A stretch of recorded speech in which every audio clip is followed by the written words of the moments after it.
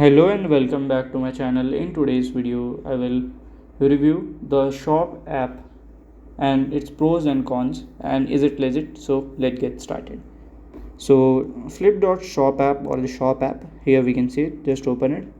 So basically this is an app where many brands or the many dropshipping brands come together and sell.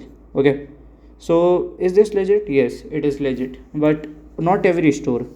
You have to buy with big followers and some trusted only. So for example, if you want to just Prime, okay, just go here. So it is costing like about 4 Canadian dollar. You can just click on buy now, okay, and from here you can just verify and you can use it. So it is very legit, full website and you can use it. Okay, so if you have any question, you can let me know in my comment section, and if you find this video helpful, make sure you like, subscribe and share the video. Thank you for watching.